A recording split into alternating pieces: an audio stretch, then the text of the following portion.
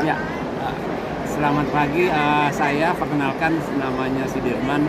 Saya sebagai perwakilan dari manajemen PT Ramitra Perdana, di mana company ini sudah berdiri sejak 25 tahun. Dan fokus selama ini adalah di alat-alat saintifik, kemudian alat riset dan juga kebanyakan adalah material science.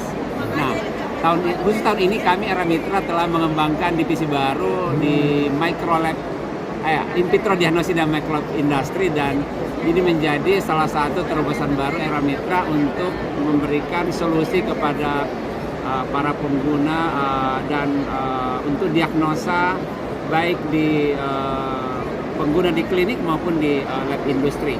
Nah, salah satu brand yang kami bawa adalah dari Biomerieux dari Prancis. Kami ditunjuk khusus untuk segmen food dan beverage. Juga kami di klinik ada membawa produk-produk untuk dari Autobio untuk uji mikrobiologi identifikasi resistensi kuman. Ini company-nya dari China tapi menjadi perusahaan terbesar di China untuk mikrobiologi. Dan satu lagi adalah dari Bruker Jerman. Kami juga ditunjuk untuk mengembangkan produk-produk di rumah sakit dan klinik untuk deteksi baik TB, tuberkulosis maupun deteksi molekul lainnya dari ELITech dari Bruker. Pak, tentu kan ini kan lab-lab semua nih Pak, pameran ini ya.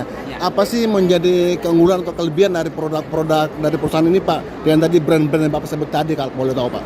Ya, jadi brand-brand yang dimiliki oleh Ramitra saat ini yang terutama adalah Micromeritics, ini adalah material science yang sudah sangat terkenal, terutama di BRIN, dan sudah sangat dikenal jauh. Dan justru itu karena sudah terkenal, beberapa brand ini termasuk Plus, kemudian Latex, Selecta, dan juga Akom.